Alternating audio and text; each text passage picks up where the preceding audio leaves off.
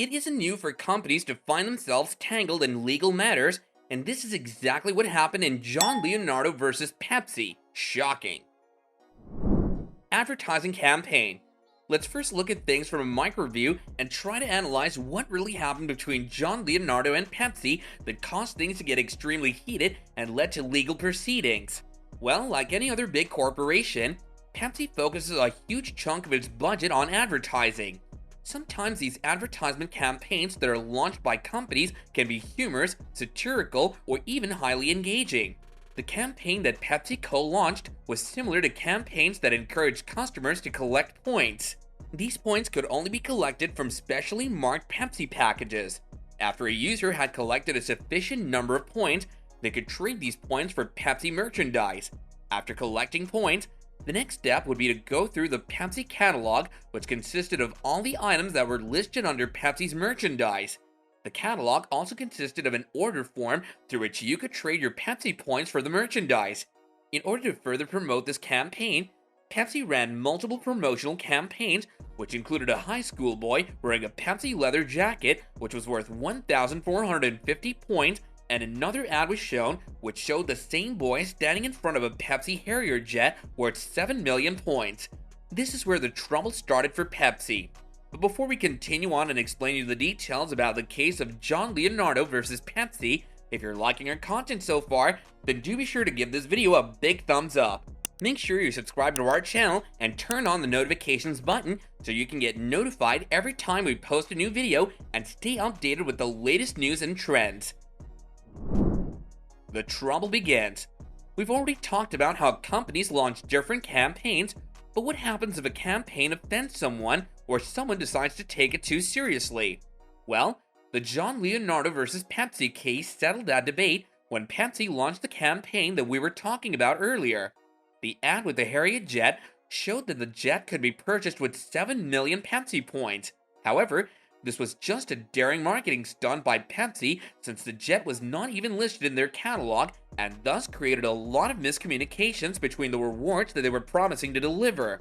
Moreover, the catalog mentioned that if a customer wanted to purchase a Pepsi merchandise and they didn't have a sufficient number of Pepsi points, they could purchase additional Pepsi points for 10 cents each once they'd collected 15 Pepsi points on their own. This is where John Leonardo comes in. He calculated that in order to buy the Harrier jet, he needed a total of 7 million Pepsi points, which could be purchased with $700,000. In reality, the Harrier jet cost $23 million, making it completely out of reach for a civilian. John Leonardo became adamant on wanting the Harrier jet and was able to raise a total of $700,000. He then proceeded to place his order of the Harrier jet and put his actual 15 Pepsi points, a check for $700,000, and filed the order form, placing an order for the Harrier jet. Pepsi returned his check and informed that the ad was just for comedic purposes and the jet wasn't actually available.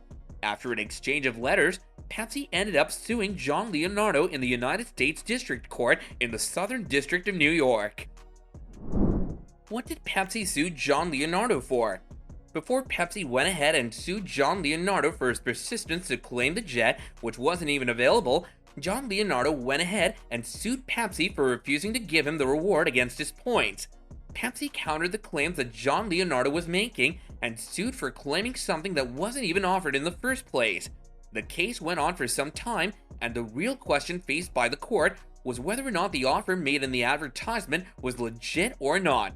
After some time, the case came to an end, and the court ruled in favor of Pepsi, stating that advertisements are not offers, they're solicitations for offers.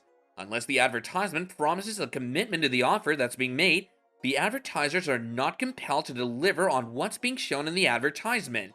This meant that since the ad published by Pepsi didn't explicitly claim that the Harrier jet could be traded for 7 million Pepsi points, therefore, the company wasn't bound to deliver on the claim that John Leonardo was making. Details of the Pepsi Point Program. To further clarify the ruling passed by the court, the judge stated that the details and commitment made by Pepsi through its Pepsi Point Program were explicitly mentioned in the Pepsi catalog, which also consisted of all the other details regarding the program and the order form through which John Leonardo placed his order for the Harrier jet. Moreover, The Harriet Jet ad campaign didn't specify how consumers could place an order for the Harriet Jet and what were the conditions for a person to win the Harriet Jet, thus making it a non-explicit statement on behalf of Pepsi and freeing them from the responsibility of delivering a Harriet Jet.